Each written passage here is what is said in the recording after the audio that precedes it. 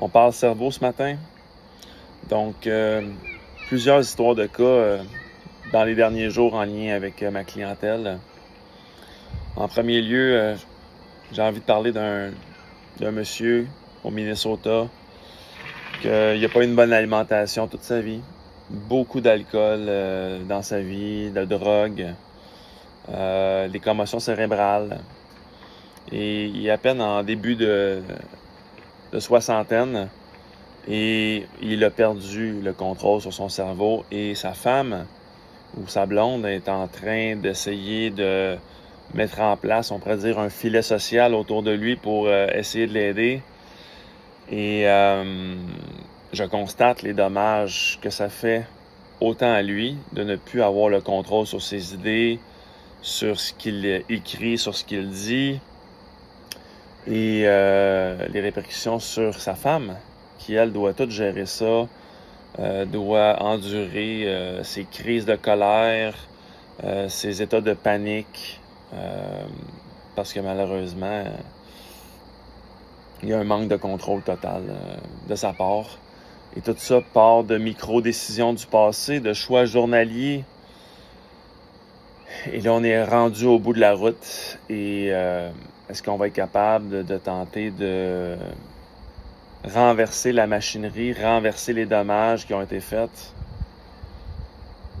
I don't know. Aucune idée si on est capable de diminuer les dommages qui ont été faits. Et j'ai reçu un rapport ce matin d'une compagnie aux États-Unis qui fait des analyses en laboratoire de son sang. Il a été passé différents tests sanguins. Et j'ai juste vu ça de mon côté. J'ai fait « Oh my God ». Dans ces rapports, ça disait qu'il y avait énormément de réactivité alimentaire. Donc, le système immunitaire qui est hyper réactif à certains aliments qu'il consomme dans son quotidien. Donc, cascade inflammatoire, cascade réactive au niveau de son auto-immunité. Par la suite, il y avait un nom de virus dans son corps qui s'appelle Epstein-Barr. J'étais comme, oh my God, ça me semble assez grave ça aussi. Un autre stresseur. Ensuite de ça, il faisait également de l'herpès, le monsieur. Puis d'autres marqueurs en lien avec un système nerveux qui est attaqué par différentes protéines. Donc, le monsieur est dans un sale état. Et je peux voir à quel point que quand il communique avec moi, c'est difficile. Et quand je reçois des messages de sa blonde actuellement, elle en paye le prix par la bande. Donc ça, c'est un premier cas. Sinon, plus récemment, j'ai une dame qui m'a écrit avec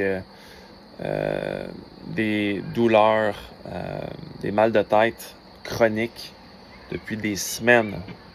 Depuis des semaines qu'elle souffre de ça. Et ça fait 6 mois qu'elle n'a pas eu une bonne nuit de sommeil. Est-ce que vous pensez qu'un cerveau est capable d'endurer ça? Quand on sait que, pour exemple, des gars de l'armée qui font juste passer une nuit à mal dormir, toute leur sensibilité à l'insuline, elle est compromise. Et un cerveau, c'est extrêmement sensible aux toxines, à la malnutrition, ainsi qu'au stress chronique.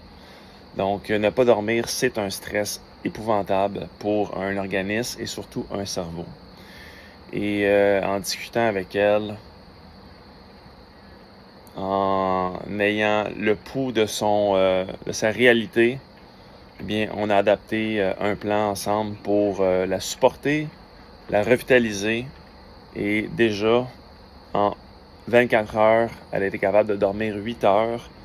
Elle a eu des micro-réveils dans sa nuit, mais elle a juste passé 20 minutes au total éveillée sur une période de 8 heures, ce qui n'était pas arrivé depuis des mois. Et ce matin, elle m'en remercie parce que, est-ce qu'on s'entend que c'est précieux? On s'entend que c'est très, très précieux. Donc, ça, c'est 2 cas en lien avec des cerveaux qui ont besoin d'être revitalisés. Donc, tant mieux si ça peut vous conscientiser par rapport à la réalité de d'autres et que ça vous mène à prendre action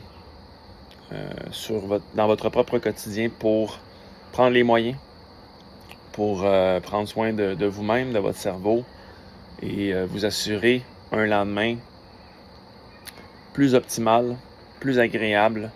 Parce qu'à la fin de la journée, qu'est-ce qu'on veut? C'est avoir une belle qualité de vie. Et Charles Poliquin disait souvent, si t'as pas de cerveau, t'as rien. Most important thing to take care of is your brain. Without brain, it's no point living. Et un autre excellent auteur qui s'appelle Datis Kazarian, il dit « You are your brain ». Vous êtes carrément votre cerveau. Donc, si votre cerveau est mal nourri, si votre cerveau souffre de diabète de type 3, eh bien, je peux vous garantir que votre quotidien ne sera pas optimal et pas du tout. Donc, prenez-en soin. Et si vous avez besoin d'un soutien, d'un support, de vous faire aiguiller et que vous aimeriez ça avoir une consultation avec moi, n'hésitez pas à m'écrire directement en privé, ça va me faire plaisir. Je suis l'expert en cynisme métabolique, c'est le titre que je me suis donné. Et quand j'ai un dossier entre les mains, je me donne corps et âme pour faire en sorte que la personne puisse bénéficier de mes connaissances, de mon rationnel et que ça soit complètement adapté à sa réalité. Sur ce, bon samedi.